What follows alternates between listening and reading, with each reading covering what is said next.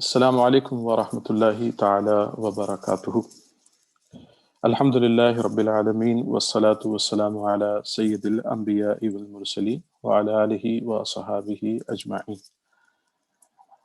Alhamdulillah, all praise to Almighty that He has given us this opportunity again to come together and learn something about one of the new opportunities which is available uh, in our country, in our society, in our community where we live.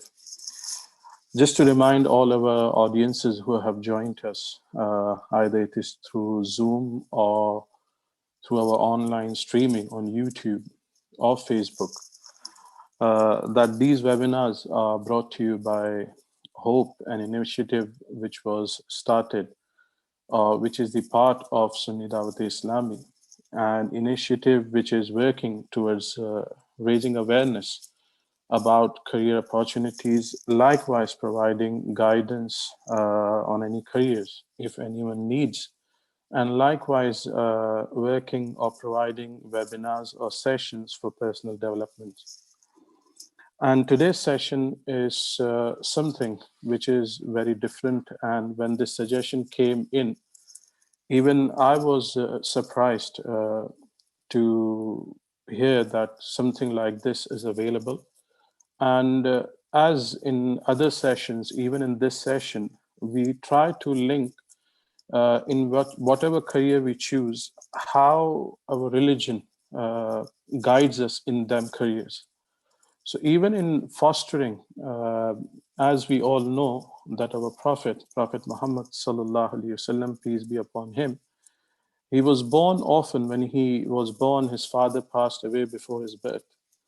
And at very young age, even his mother, she passed away. Our Prophet sallallahu alaihi wasallam, he was looked after by different people, although we believe that it was the plan of Allah subhanahu wa ta'ala, it was plan of Almighty.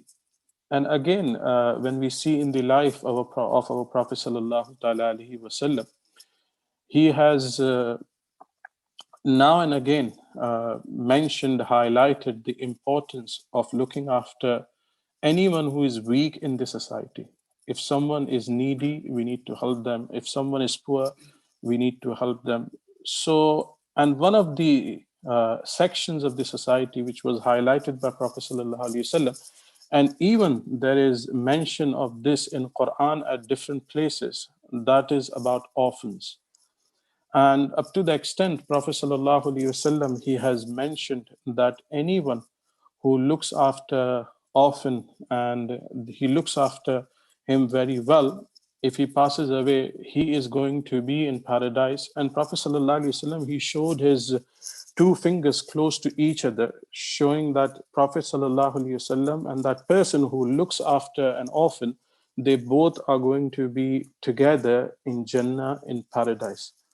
So, of course, I'm not here to highlight the importance of fostering in the light of Islam or giving Islamic perspective to it. But we as a Muslim, Alhamdulillah, Islam has given us this guidance, and Islam has mentioned that if we get involved in fostering, looking after someone who is in need of some parental support or support which is needed by any young child, then you are going to be immensely rewarded by Almighty Allah.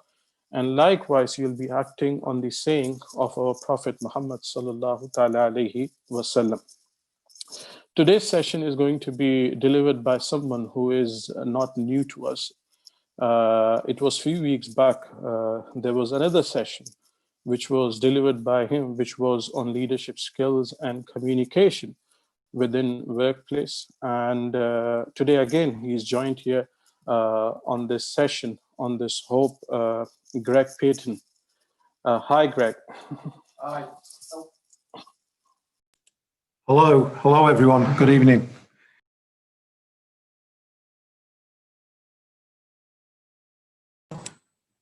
Hello everyone. Yeah, I can hear you. Thank you very much, Greg, for joining in. I think there's no need of much of introduction. Last time when you came, there was introduction given to you, and you also introduced yourself. From our Hope team, we are grateful.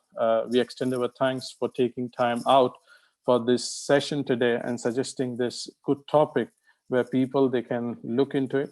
So thank you very much. Over to you. You can start now. Hello, everyone. Good evening. First of all, I'd like to take the opportunity to thank you for inviting me back. I'd like to take a moment just to say thank you to my host for that introduction, because actually, in a way, that's actually done part of my job for me, because for those who were on the session a few weeks back, my day job, if I can use that phrase, is as a college lecturer. And I go out to work 5 days a week, 9 in the morning till 5 in the evening, or whatever hours it might happen to be. But, but in my part-time with and I always call her my better half. She's called Linda, and if she's out there listening, hello. However, she is my better half because together we foster children. We have children come into our home. We look after them for a period of time, and then from there they leave us and move on to pastures new. In the UK, this is called fostering, and it's a career that both Linda and myself have had for 7 years. Now, I promised everybody that I am not going to do death by PowerPoint. I've not got a lot of slides tonight. Tonight's very much a personal thing between myself and everyone else who's listening.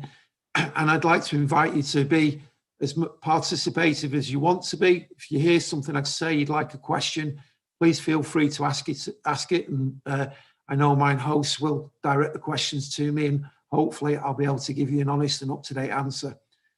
But tonight is all about our career in fostering. Now, I'd like to actually begin by just quickly sharing an initial slide with you.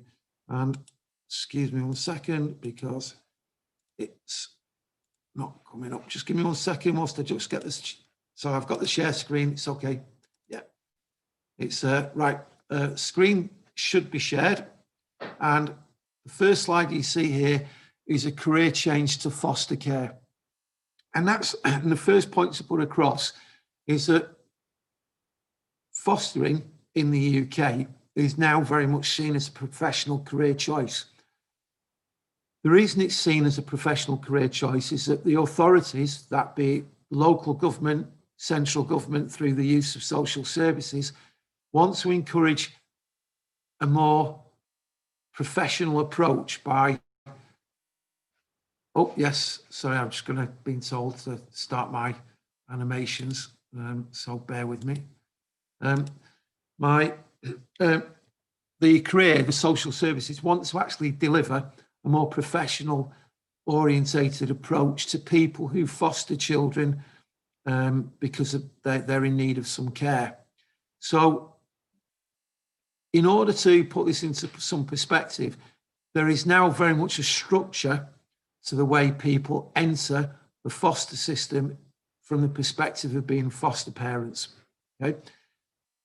Now, in order to understand that, I'd like you to take you on a little bit of a journey before I go into some more of the technical details of fostering, and it's basically my story. Okay. Now, at this point, I'm going to come off the slides for a moment and talk about a date, 2012 and Sunday afternoon. I know it's a Sunday afternoon because I remember it like it was yesterday. Now, for all those gentlemen out there, I'm sure that you might resonate with this a little bit, in that what you might remember, sometimes when your better halves come to you and say, I want a word with you. And sometimes when that happens, you're there racking your brains thinking, what have I done wrong? What have I said wrong? What has happened? I must have done something because my better half is asking for a word. It's the 8th of July, 2012. We were just about to go for a walk with our two boys along the canal. And Linda said, I want a word when we're out. So I thought, I didn't think I'd done anything wrong, but I better wait and see. So we go down to the canal, and along the towpath, Linda said, I've been thinking about doing a career change. So I said, okay, tell me more. Because at that point, Linda used to work for the local authority in social services. So she proceeded to tell me that she'd been listening to a radio broadcast, at which point there was a foster company had come on and done an advert, and they were looking for foster carers. And Linda tells me that it was something she'd been thinking of for a long time, and she would like to potentially look at becoming a foster parent and following a career in foster care. However, because of the bits that she'd read and the bits that she'd went into, she realised and she knew that she would need my approval, my support, and my participation if it was going to be successful. Now, at that point, I stress, nothing had been said or done. We'd not taken any steps. We just chatted about it for a little while. And Linda, being Linda, she'd already investigated some of this. So she tells me that the foster company that she'd listened to on the radio had a series of open days, open evenings, where you could go along, listen to a presentation, not unlike this one perhaps, and learn about the career of foster care, foster caring. So she said, would I be willing to go? So I said, of course, mainly because up until this point, Linda had always supported me in my career, and I thought this was a chance to repay some of that debt I owed. So I think a month later, we went along to a presentation by the private fostering agency called By the Bridge. Now, By the Bridge are a private foster care, as I've just said, private foster company, and they put on an open evening. And from the open evening, they invited anyone who was present to participate in a 3-day training course for potential foster parents to learn a little bit more about the career. The idea of that training course, which was for you to be aware of what foster parenting would involve, and from there, whether or not By the Bridge felt you were the right material to be a foster carer, okay? And for the moment, I'm just going to bring myself back to the screen. That's where the story has naturally gone. We went on the 3-day course. I should stress there was no preconditions. You didn't have to have any qualifications. You weren't asked to pay anything. This was a completely free course. As I said before, it was so that the foster company could have a look at you to see if they felt you might be suitable, and if you still at the end of the 3 days felt you wanted to be put forward, then the process would begin in earnest. Okay. Now, I stress at this point, you go on this course and you learn all about what it means to be a foster parent. You will cover many, many things. However, let's talk technically for a little while. To become a foster parent, normally you would have to have at least one available bedroom in your home. That is the absolute minimum that the foster company would normally wish to see. In addition to that, they would normally expect that one of the adults in the house would be there full time. So you would become a full-time foster parent to any children you had in your home. So in our case, that was always going to be Linda. And as it turned out, and as we move on the process, I would then become what's called a co-foster parent. So I would be a foster parent in my own right, but for my career, which was continuing, I would simply still go out to work, and then I would actually offer support and help to Linda when I'm back at home and at weekends. And that is in fact how it's been since 2012.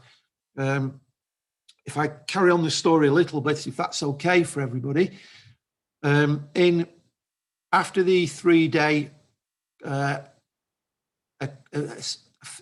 familiarity course, I'll use that phrase, so that's terrible English, we were asked whether we wanted to go forward for a formal assessment.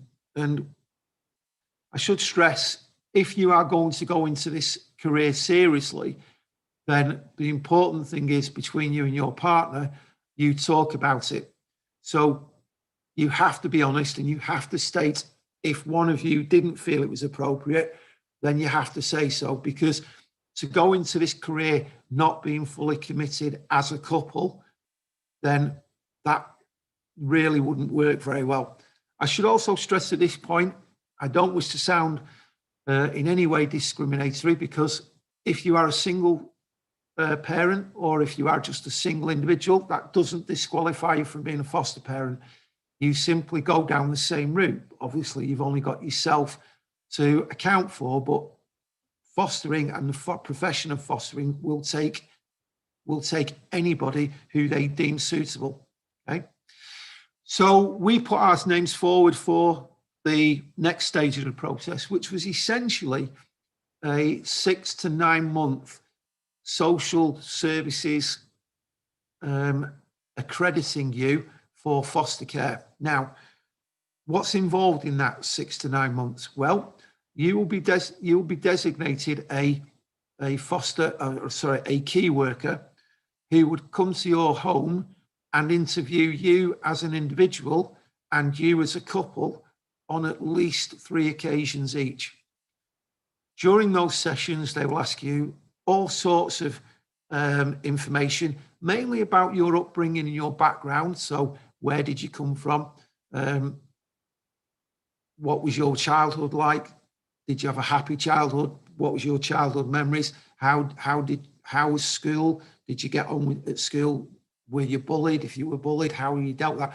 They go into every single facet of your life. And people say, well, isn't that very intrusive? Well, it is if you're defensive by nature. But if you're open and honest, then these sessions are nothing more than a cup of tea and a chat, you know, over a couple of hours, a couple of times 1 week, a couple of times the week after. Yes, it does take 6 to 9 months, depending on all the circumstances. They may want a few more sessions. They may want a few less sessions. It's quite interesting when you in those sessions yourself, they will ask you questions which you've never even considered before. For example, my personal background in the past, my mum had a massive family argument with my nana, my grandma, many years ago, which resulted in neither of them speaking to each other for about 10 years. And my key worker was asking me all sorts of questions about this, how I felt about it. And I was saying at the time, it really did influence me a great deal, because from that day, I've never really taken well to arguing with people. I don't argue. I try to be a conciliator. And that did shape me in many ways to be the person I am today, I suppose. So in terms of the assessment process, and I bring you back to the assessment process, this is quite a difficult phase where you will be asked to question yourself and the motivations as to why you want to be a foster parent. Okay. However, it's absolutely dead straightforward. There is no, again, preconceptions of what type of person makes a foster parent. It is all about the individual or the individual couple and how they work together and how they work as a family unit.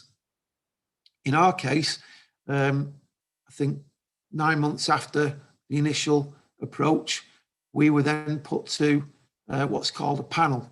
Okay, and at this point, I'm just going to go back to my slides for a moment, if that's okay. So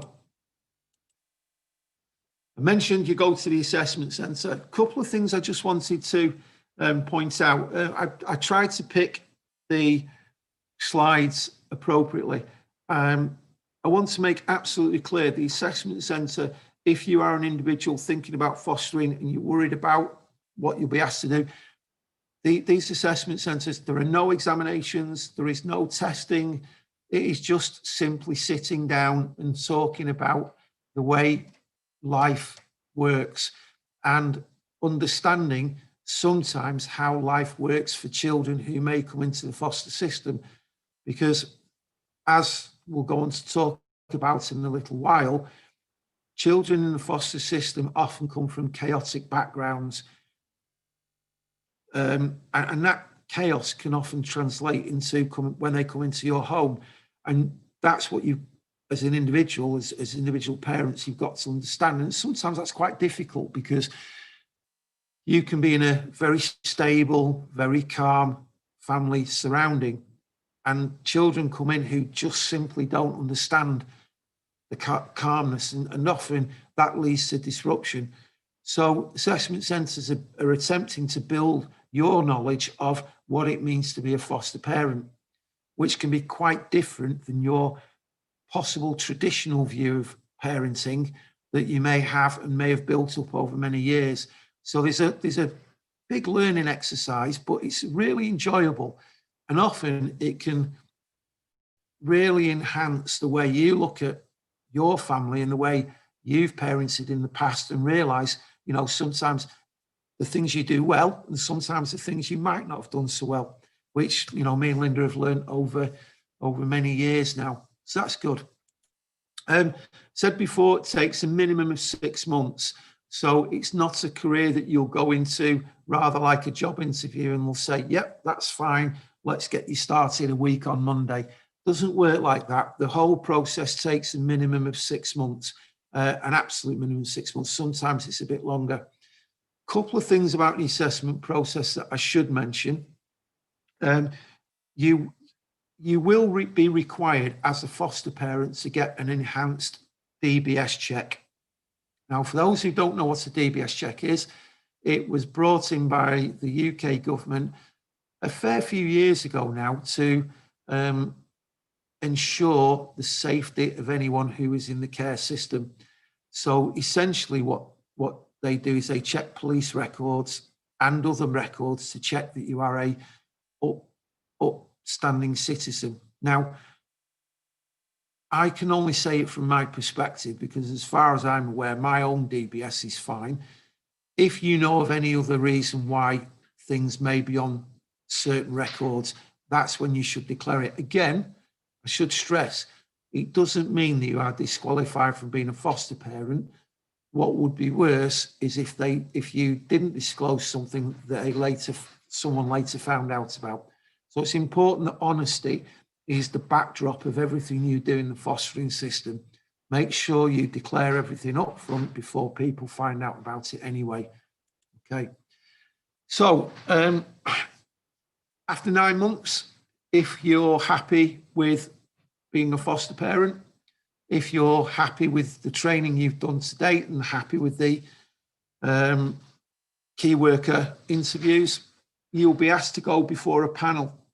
The panel is simply a group of professionals that are drawn from the social services sector, and they will sit down in a room and go through the reports that your key worker has produced on your behalf based on the interviews you've done.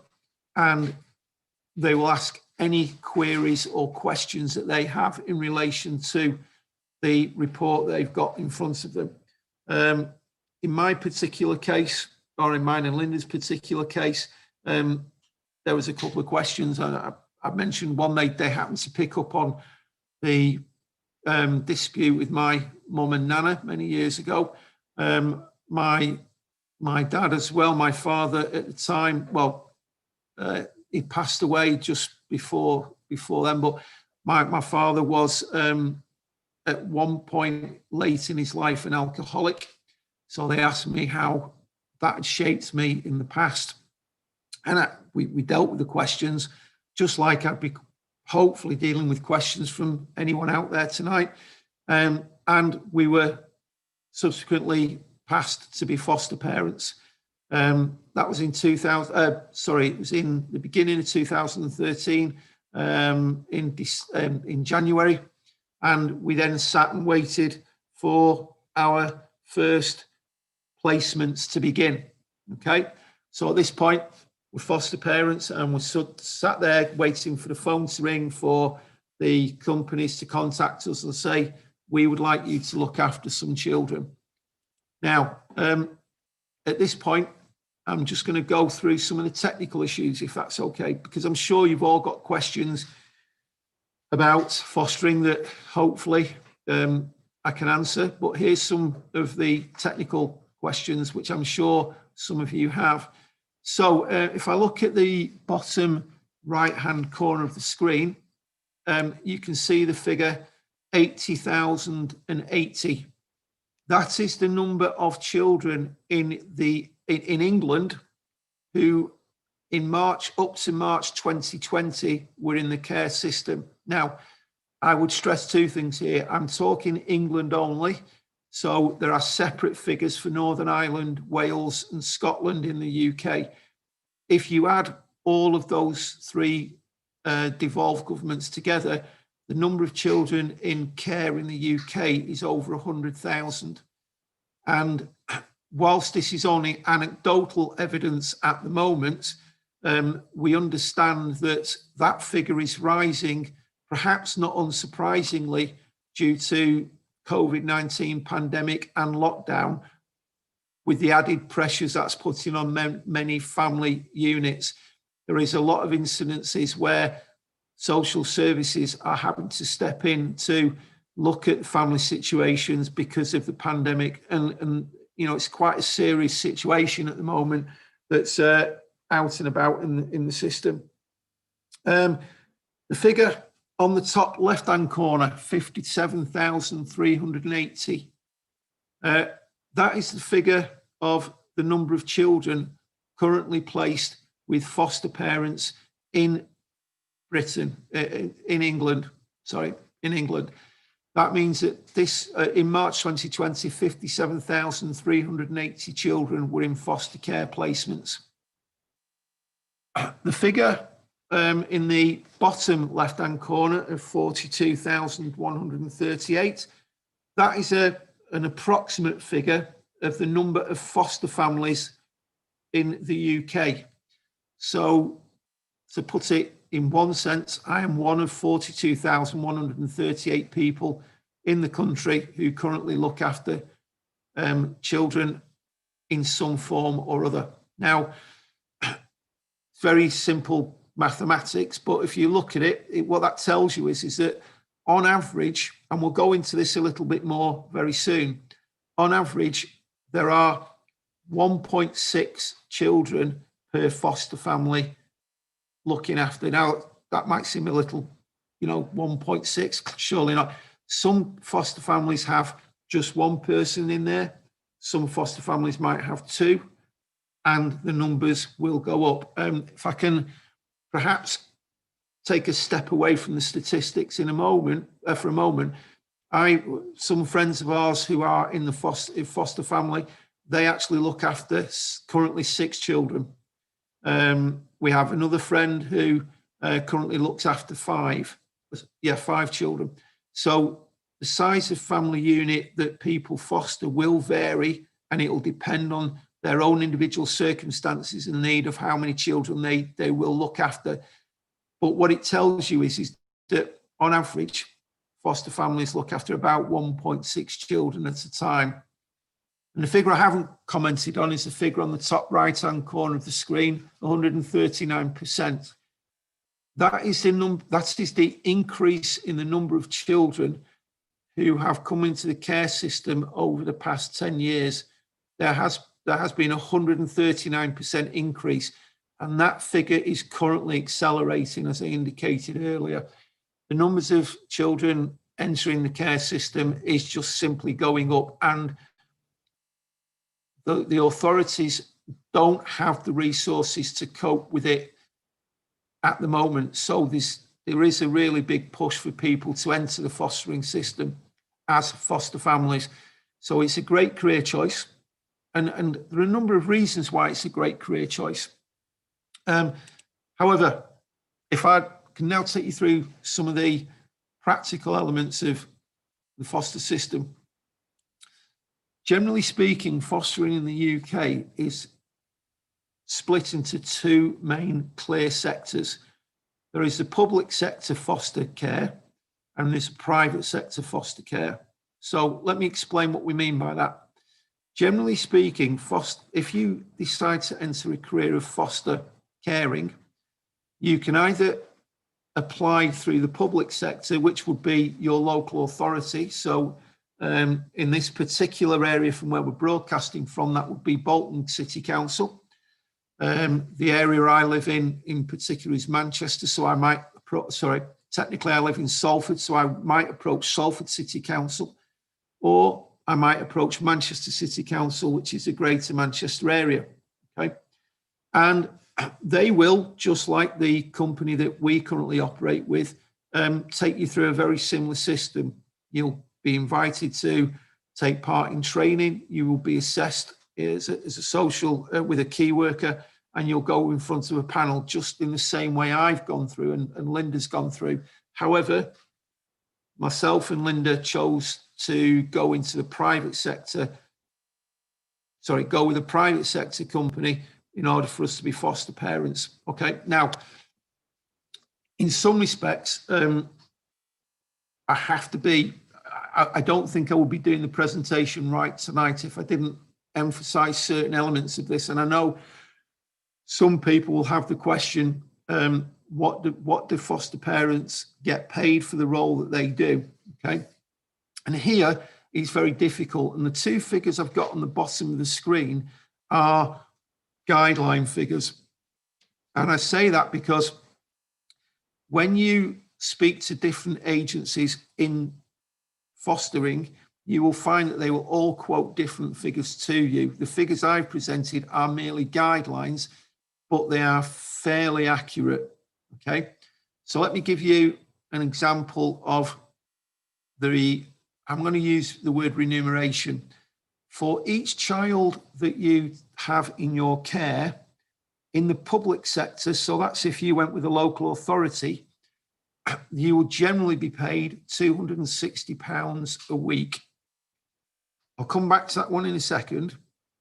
If you go with a private sector fostering company, generally speaking, you will get paid in the region of £400 per week per child. So let me explain why there's such a difference and why the two sectors exist. Clearly, the public sector, let me just go take a step further back as well. I should explain that all children who enter the care system for whatever reason will do so through the public sector, because it is the public sector's job, the local authority's role, to safeguard children.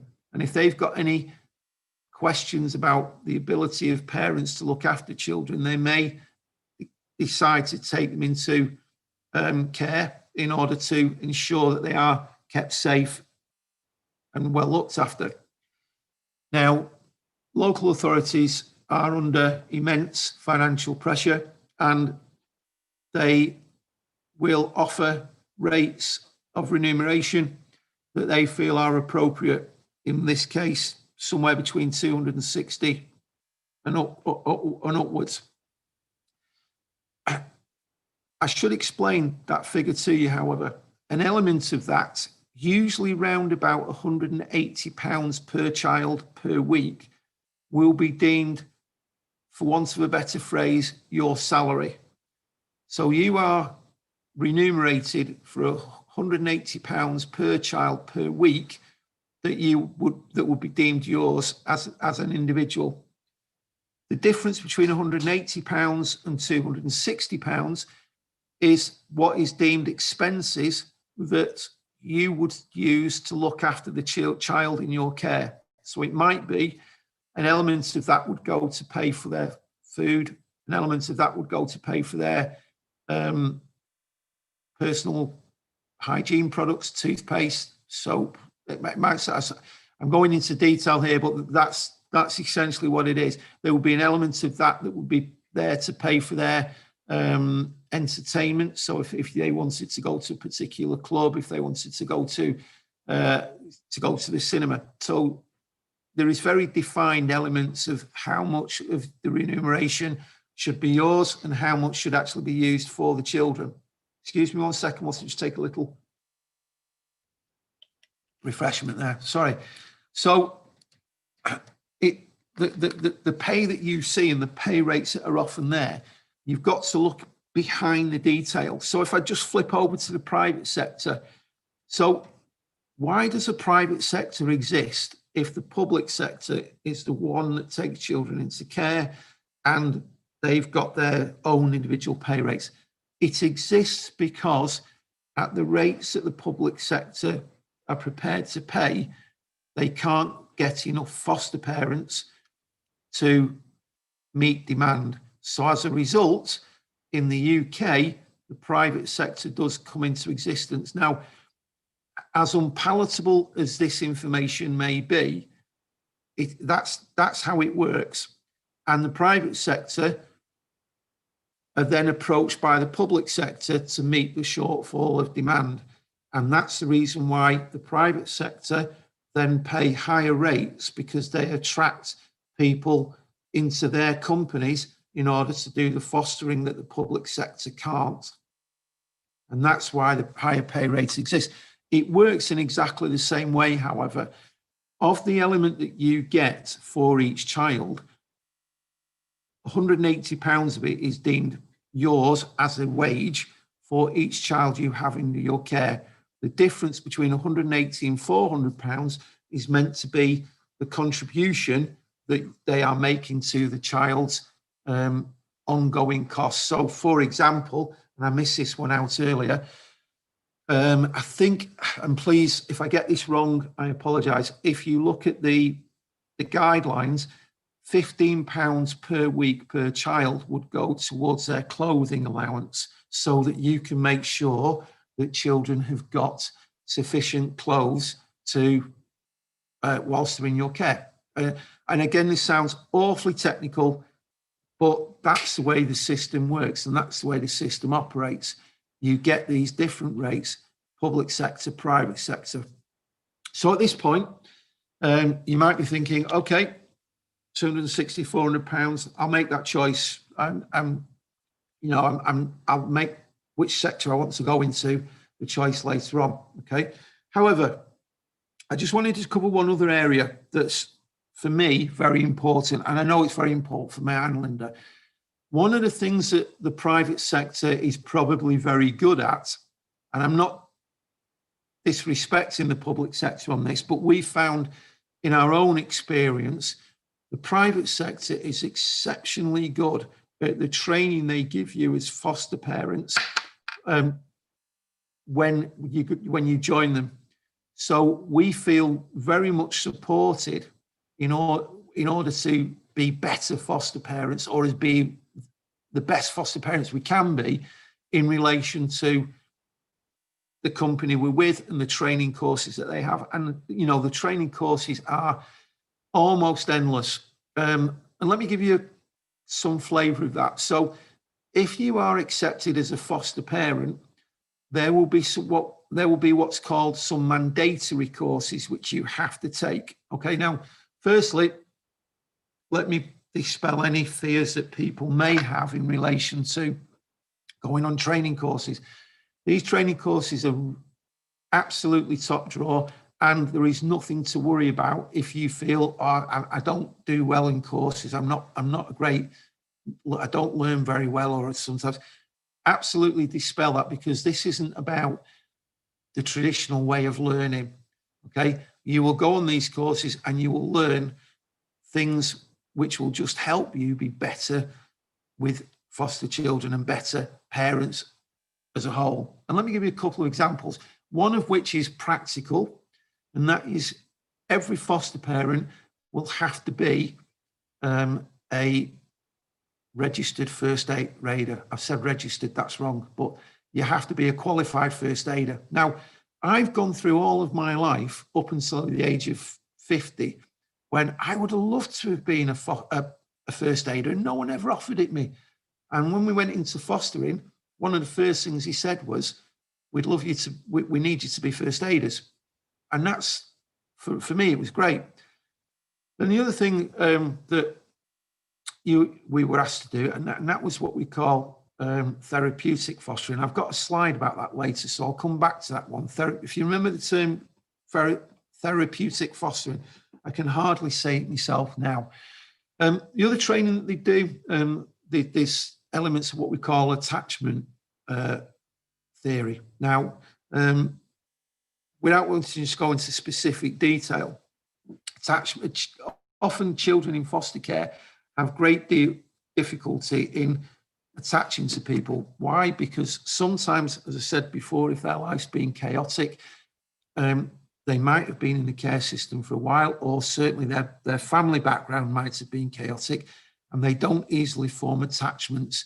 And that's important because one of the things as parents we might know ourselves is we often take attachment.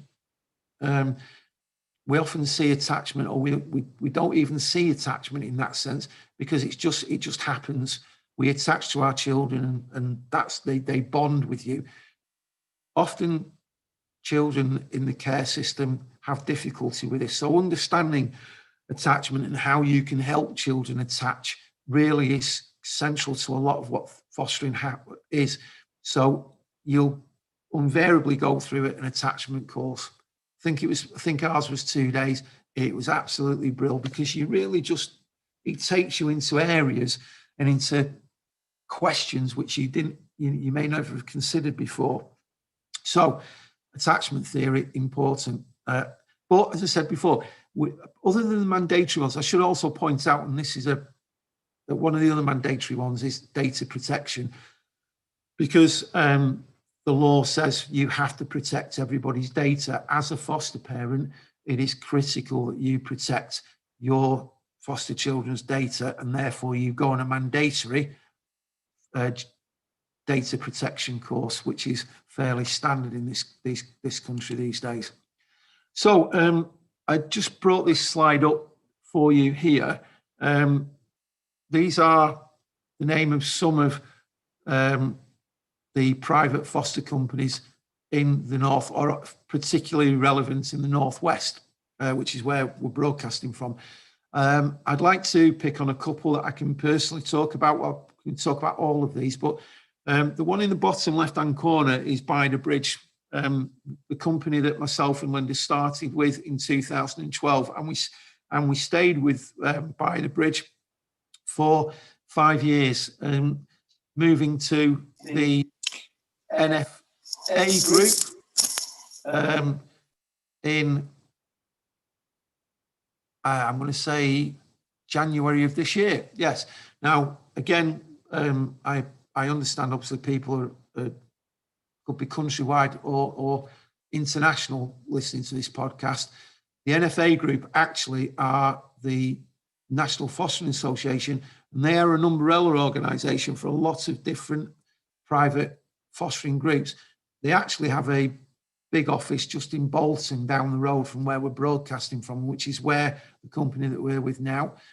Three Circles Fostering is a company that operates again in Manchester. They've been operating for about 5 years now. They're getting obviously quite big quite quickly because fostering is in such demand. So, yes. Proceed with this section, which will deal with fostering agencies. There was one question. Well, there are two questions I have. One is, you mentioned about training and this assessment and interview that's done. So is it just to get yourself registered as foster parent, or is it something which is done over and over when you, as you mentioned, you've been fostering children for a good few years? So whenever you take any new child for fostering, so someone has to go through that process again, or is it one time you're registered as a foster parent, that's enough? Good question. Thank you for asking. Put simply, the panel process is something that takes place once. However, each year you go in front of the panel again, and they renew your license to continue as a foster parent. Now, let me possibly just preface that by saying, when I say you go in front of the panel again, actually you don't physically go in front of the panel. They will just simply review what activity you've been doing during that year, and they will simply rubber stamp you carrying on. Okay, so it's more like a review than a reassessment. You simply are put in front of the panel again, and they are happy to renew your license, providing you've been working well in the sector. Okay. Now, I brought this slide up here, and it says I've been in foster care for 1,015 days. Now, please let me just say I have absolutely no connection with the photograph that's up in front of us, and in fact, I don't think this child's in foster care because it's a publicly available photograph. I think it's just one that's done for publicity shots. So let me first of all say that. However, I brought that slide up because I think that the key thing that a lot of people ask is actually what happens after you've been approved. So here's the thing. There's another question. Yep. Sorry. No, it's okay. This question where can you request to any only foster children of specific age, or also ethnicity or religion? So I'll repeat my question. Can you request to only foster children of specific age, and again with specific ethnicity or religion? Okay. I'll answer that one for you in 2 or 3 different ways. And if I may, I'll start off by saying that when you pass panel, or as you go to panel, the fostering process will ask you what have you got any preferences for the children you would like to foster? Now, specifically, there is clearly some instances where you will have preferences as individuals, as a couple, as a individual foster carer. For example, you may feel more comfortable. You may feel comfortable taking children, preschool children, so children who are not yet in school. You may feel comfortable taking teenage children. You may feel comfortable, depending on your own particular circumstances, taking a particular gender as opposed to another. So, for example, we know of a friend of ours who is a single female who only feels comfortable taking female foster children. Okay, and that's understandable because it will be partly based on your own individual skills and where you feel you bond with certain children. Can you also specify ethnicity and religion? Okay, that's a really difficult question. In one sense, this is a personal view.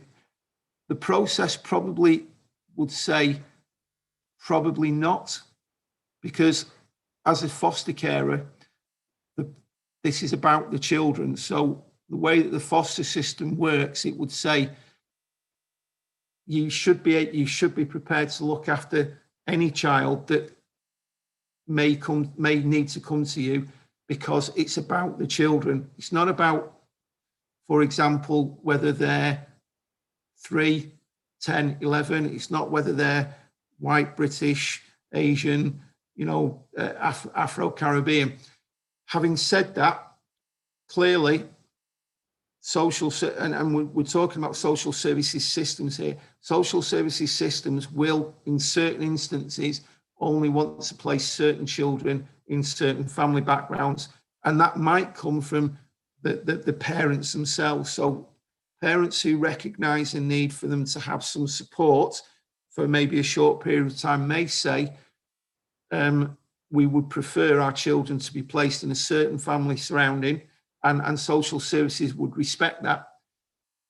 If I may put it in a slightly different way, and this possibly is more realistic appraisal of it. The mismatch between the children that need help and support and the families that are available make it sometimes very difficult to place children in family surroundings that might be best for them.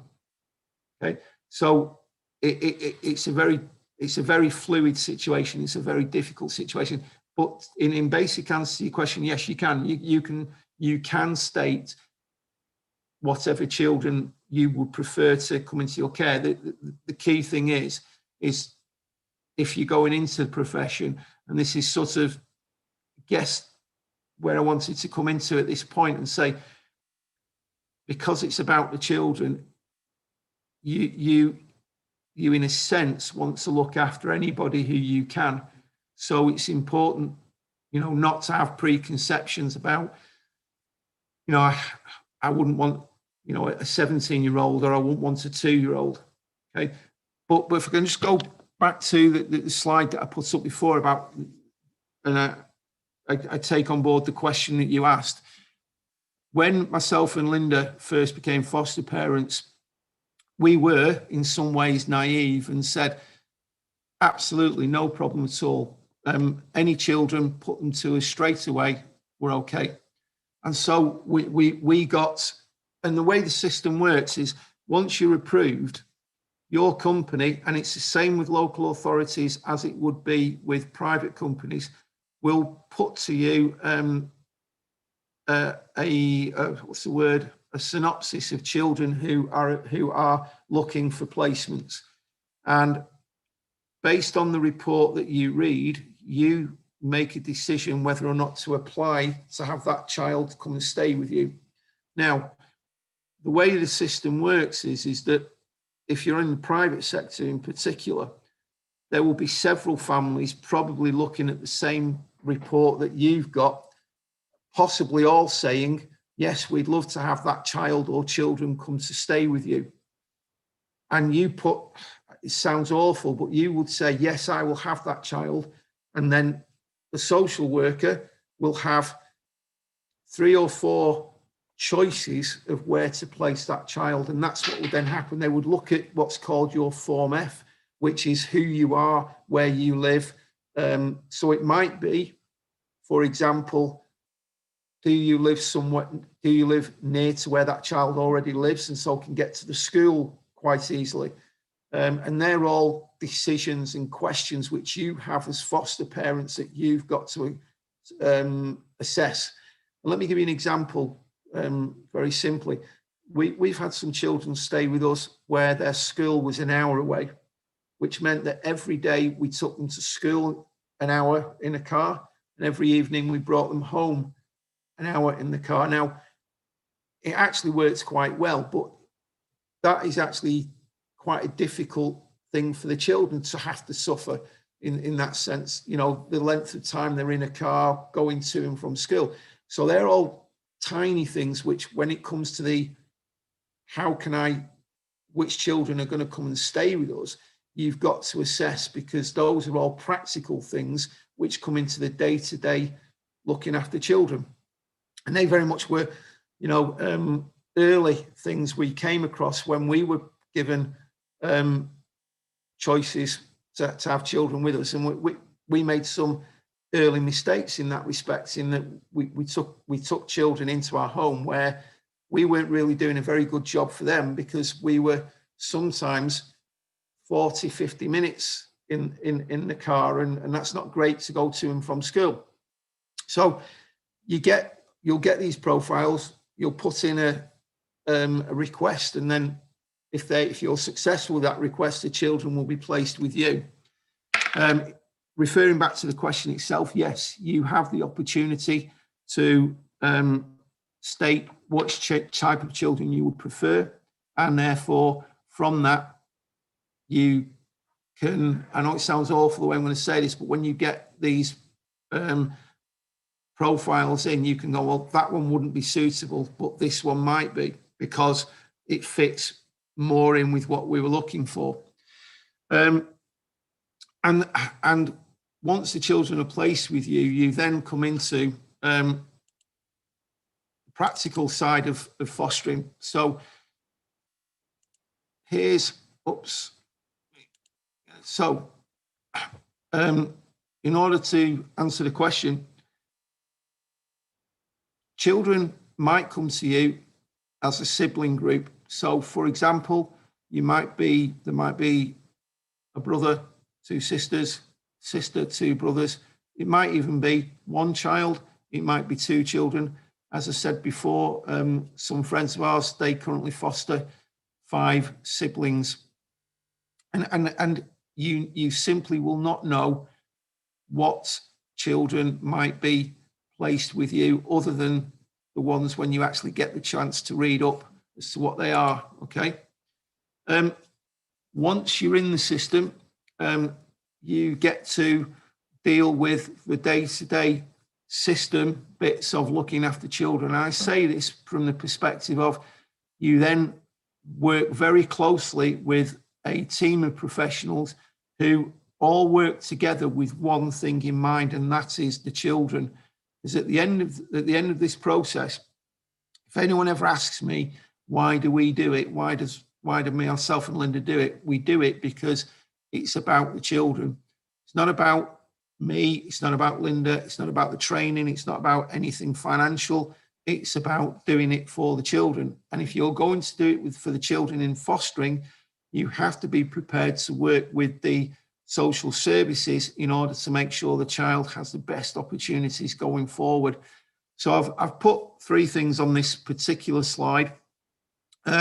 First thing I mentioned is the top left-hand corner is what's called a Section 20. It's a particular part of the Children's Act, which is a piece of English law written originally in 1989. Okay. Essentially what Section 20 is, it's the method by which parents are asked to allow social services to take children into care.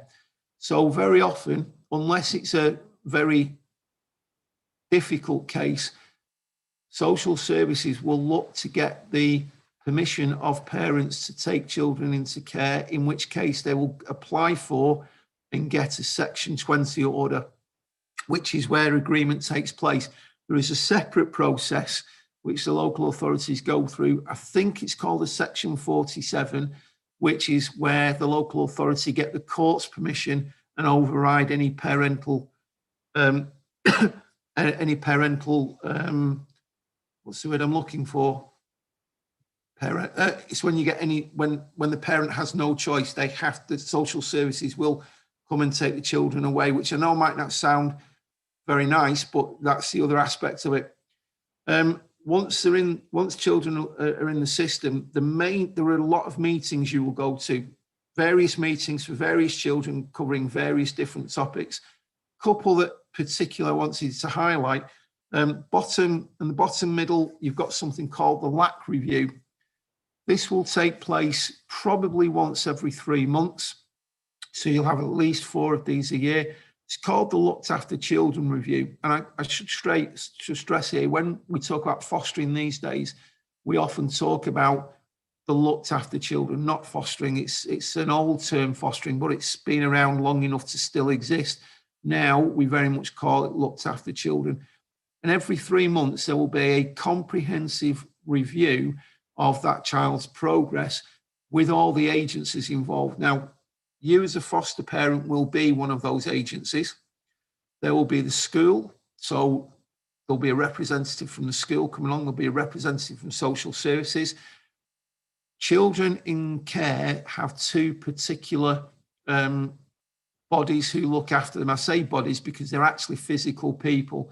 One's called a guardian, who is there specifically looking after the children's interests, and absolutely nothing but the children's interests. So where the local authority themselves might try to make a decision which is against the children's interest, the guardian has the power to come in and step in and say, no, you're not doing that.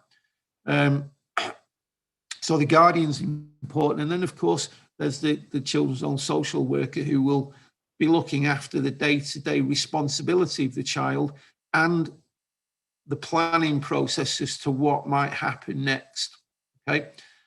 The other body that I just wanted to reference at this point is the one in the top right-hand corner, which is called CAMS. It stands for Children and Adolescents Mental Health Services. And for those who, mental health has become a really important issue, certainly over the last couple of years, and it's certainly critical in the fostering industry. CAMS is the body where if children need some mental health service support, they will be referred to. It is a really, really good service, and it's a fantastic way for you as a foster parent to give children help and support. Unfortunately, in the UK at the moment, the waiting list for CAMS is stupidly long. It's a minimum 6 months referral, if not longer, depending on the severity of the need. So the important things to recognise is when you're in the fostering profession, you will learn to work with other agencies who all have that children's interest at heart, okay? I mentioned this earlier. This is a term which you'll come across a lot in the fostering profession now, therapeutic fostering. Now, therapeutic fostering is quite simply looking at everything from the child's perspective. Because here's the thing, when you are a child, the only thing you care about is yourself. As a parent, you've got lots of different things to care about, but therapeutic fostering is there looking at the children's perspective and what the children feel. Let me give you an example. This is so true in the children we're aware of.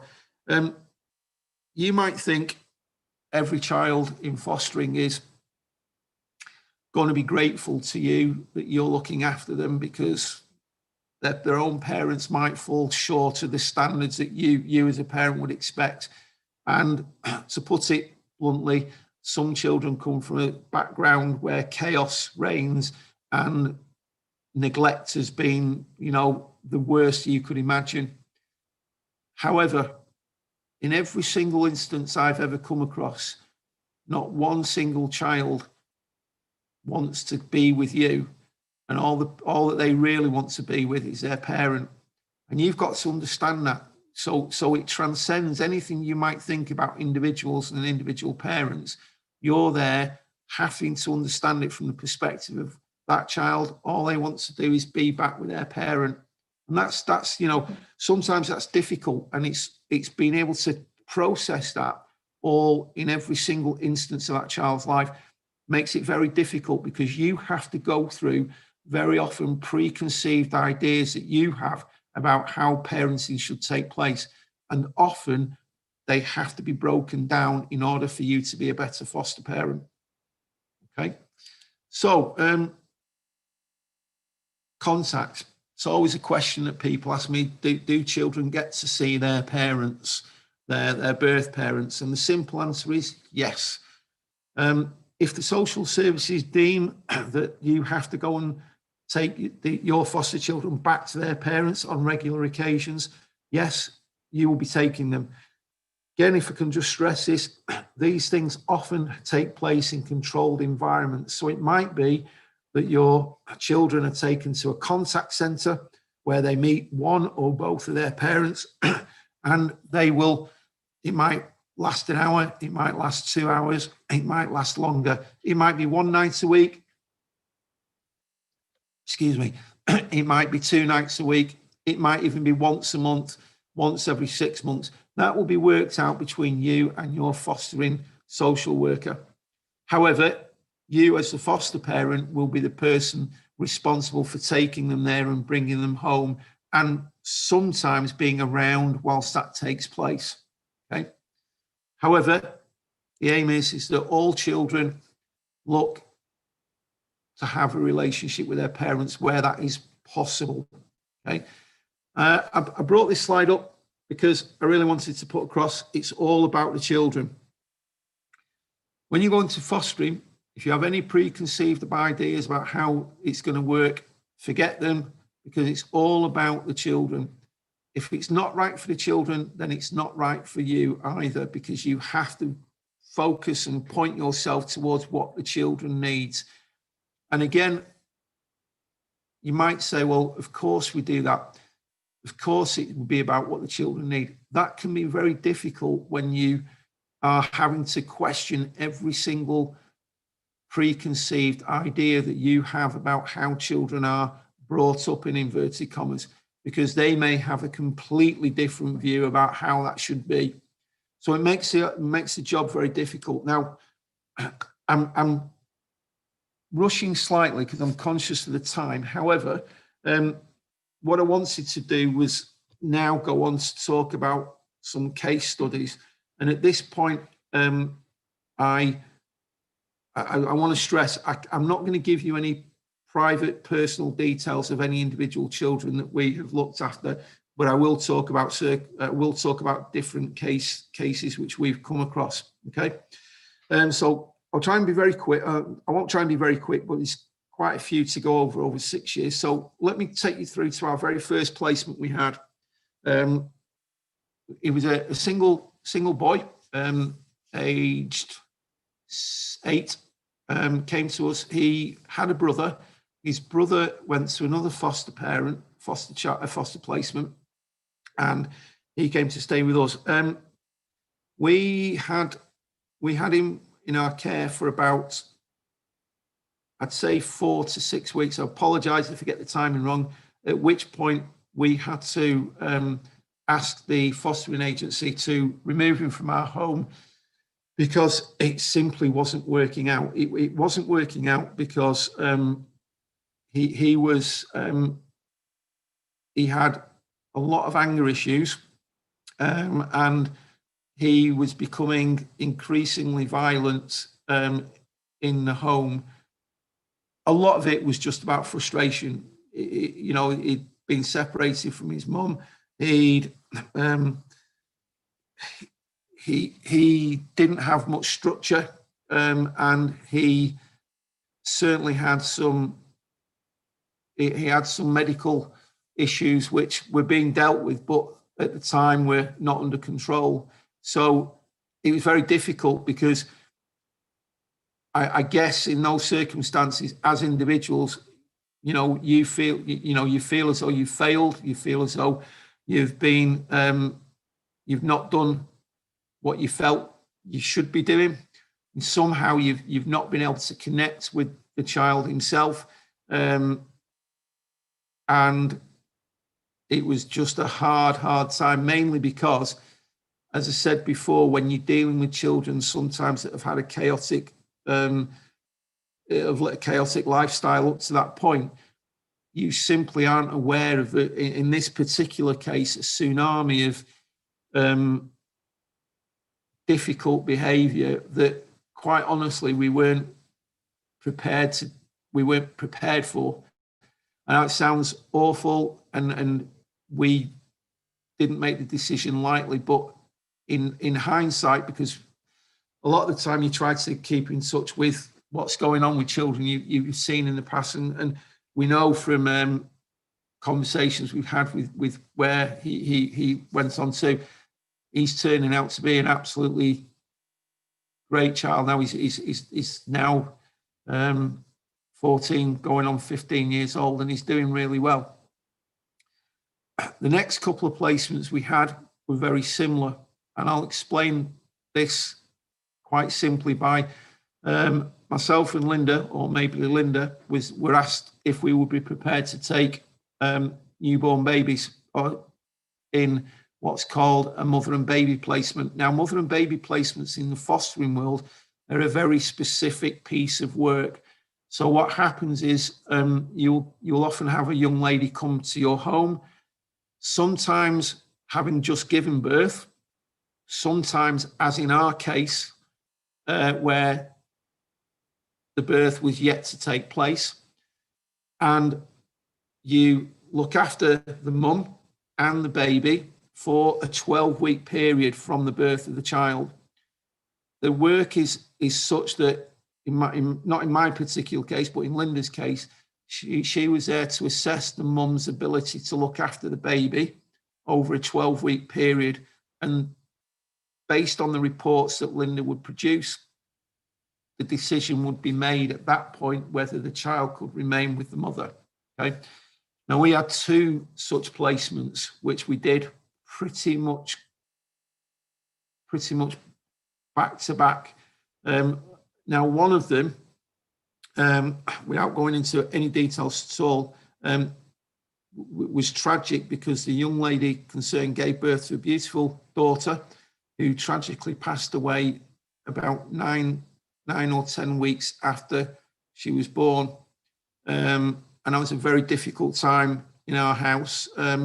It was a cot death, and I don't want to particularly labour the point. I bring that to the presentation because, again, it shows you the circumstances that sometimes can develop with what's happening, and it was tragic and it was awful.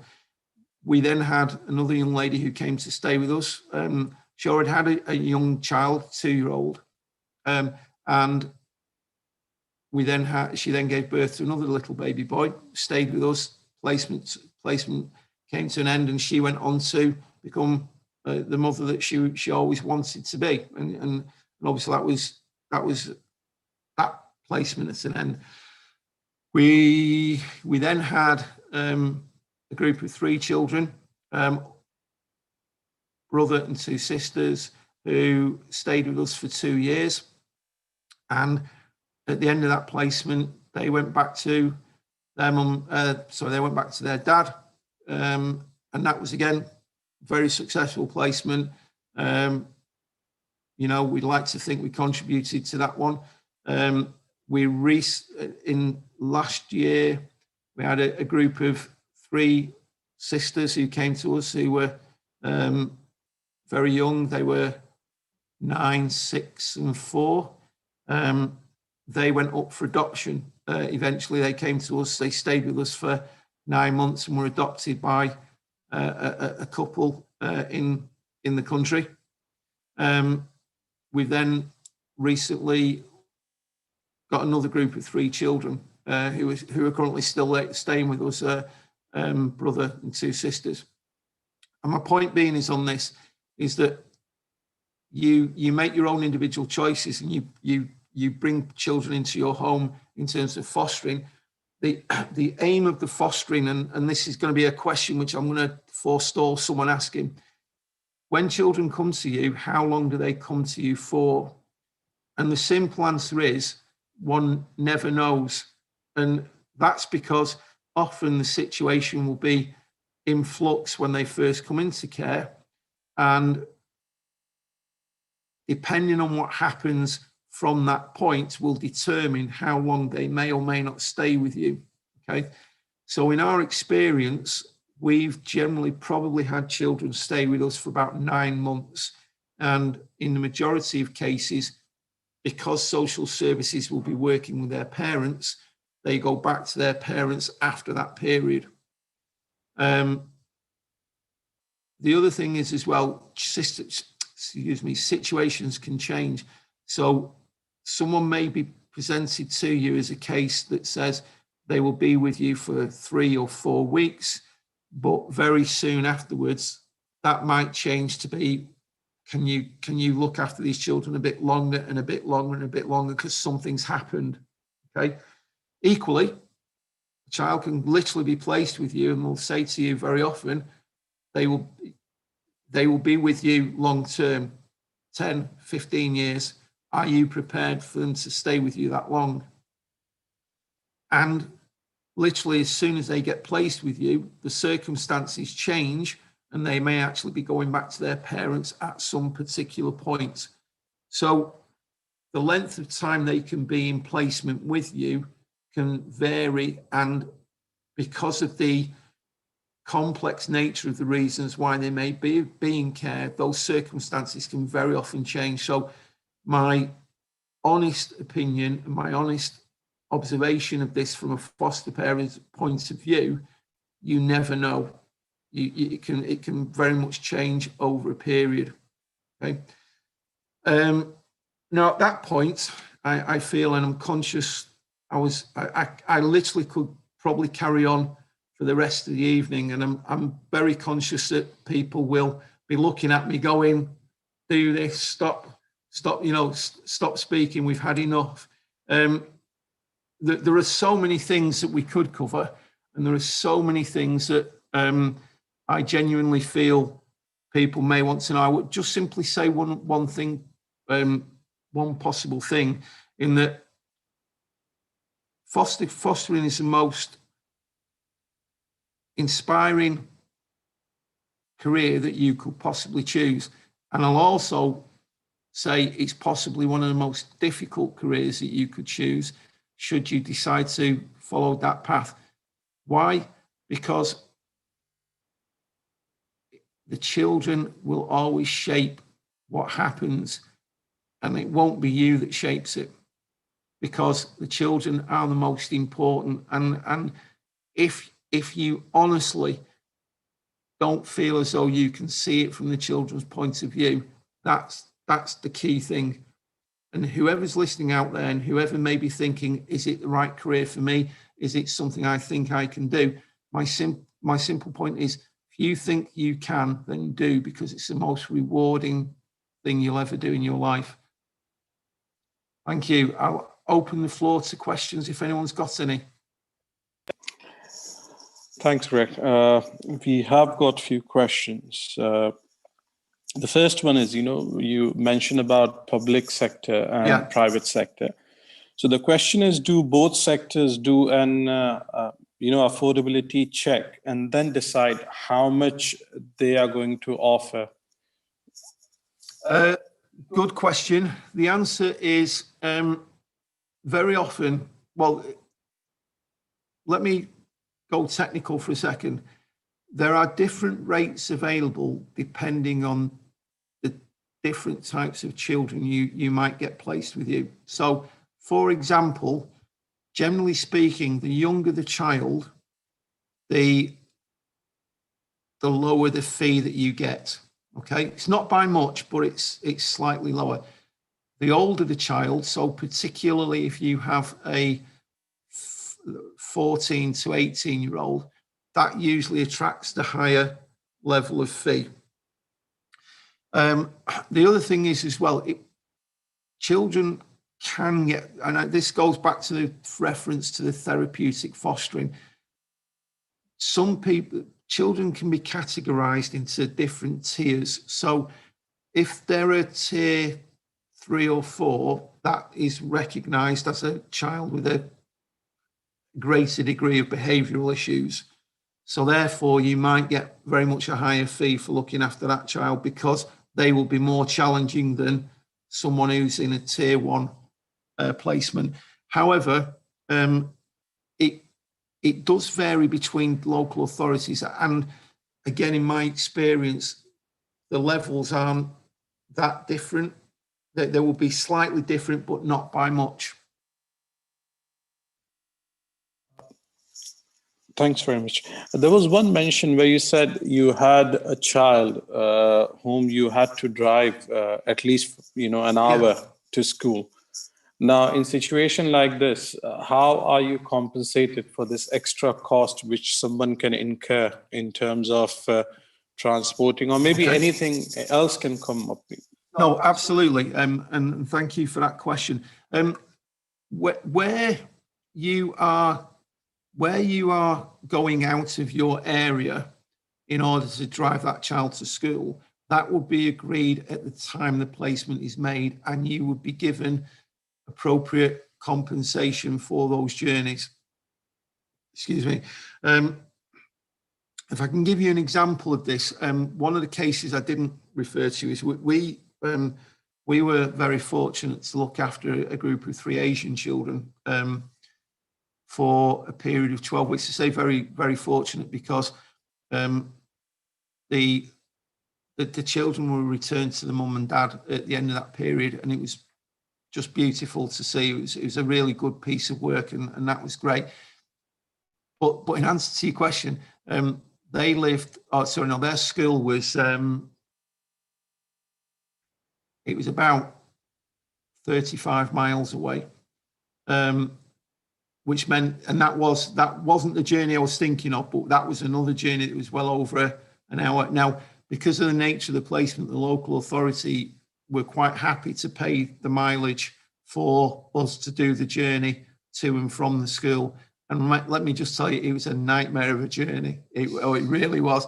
But that's not the point being, is in answer to the question, yes, you will get compensated if it's outside normal expectations. And that would also be very much the case where if there was something else about the child's placement that required extra expenditure to take place. So I'll give you an example.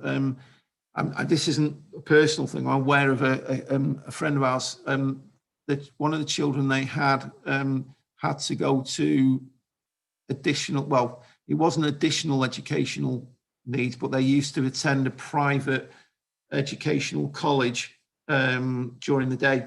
So I don't know if you've seen them in the High Street Kit McGrath education centres, and they obviously charge a fee per hour and so forth. And the local authority were quite happy for the child to go to this particular place and for the local authority to pay for that.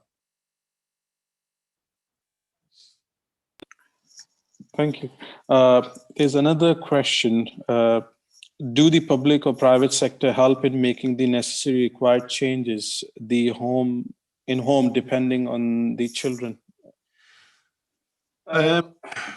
Again, let me answer this in two ways. If this was simply to make changes to someone's home in order for you to become a foster parent, then the answer would be no. If it was that the child who was coming into placement had specific needs to enable them to be cared for appropriately, then the local authority or private, certainly the local authority may consider relevant payments to allow that to take place. And that, that can be a number of different things. For example, I know a friend of ours has had an autistic diagnosis, and that required certain changes to be made to the internal bits of the house, which the local authority were quite prepared to contribute to. Well, let me, it's a good question, and let me perhaps answer it a slightly different way, but to put a different perspective on this. When we first began to foster, our home was bear with me, it was a four bedroom house. I say 4 bedroom, it's 3 bedrooms plus a box room. Let's say a box room is a smaller room. And this smaller room was the room that we were going to use to have children come to stay with us. And it's a perfectly nice room. It was all done very well. But we realised that we wanted to perhaps try and help more children than just one at a time. So we had a garage. I never used it as a garage. It was just a room to the side of the house. So we had that converted into another bedroom. One of our boys moved into the new bedroom downstairs, which meant we then had a second bedroom upstairs. And this possibly also is a good question. When you go into the fostering system, you generally get told each child has to have their own bedroom. So if you've got 2 spare bedrooms, you can have 2 children. If you've got 3 spare bedrooms, you can have 3 children. The reality is, because of the pressure on numbers, a lot of local authorities are quite happy for children to share bedrooms where it's appropriate. So, for example, if you look at the placement we've got at the moment, we've got 2 boys, 1 girl. The girl is situated in our small box room, and it's very nice that. And then we've got the 2 boys who are quite distant in age, but they are in the other bedroom that we've got. So we've got 3 children staying with us in 2 bedrooms. But the allocation of rooms, there are rules which they say, for example, if you've got 1 bedroom and you've got a 15-year-old sister and a 14-year-old brother, they would possibly be questioning whether they should be in the same bedroom with each other. Yeah. Just for the children's own understanding. Yeah. Another question. Now, these payments that are done, Yeah. are these taxable, or are there any returns that needs submitting at the end of the year? Very, very good question. Well, this is an interesting. Right. Firstly, no, you are designated self-employed. Okay, so the payments that you receive, you will have to account via a tax return to the UK authorities at the end of the year. Okay. What is interesting, and I've always found this fascinating in a way, as individuals, and I'm saying this from a tax point of view, so please apologise if this gets a bit boring. As individuals, we are all allowed a tax allowance. If you're a single person, the tax allowance is somewhere in the region of £11,500 each before you start paying tax. One of the things about foster parents, because you're a foster parent, they actually give you double the tax allowance. So as individuals, you don't start paying tax for the first £22,000. And also, and this is, if you've never filled in a tax return, I apologise for the next minute. But when you are filling in a tax return, the way it works is you say what you've earned and you take away all your expenses in order to get the amount you should be taxed on. Again, the great thing about fostering is you're allowed to take off all your expenses. So, for example, your electricity bill that you would normally have in your own home, lighting all your own lights, all of a sudden becomes tax deductible because the children are staying with you. Okay. So I don't want it to come across as being, all about fact, because I said before, and I'll say it again, it's about the children. But in terms of the mechanics of it, you can then deduct the cost of your electricity, the cost of your gas, the cost of your as a tax deductible because you're looking after children.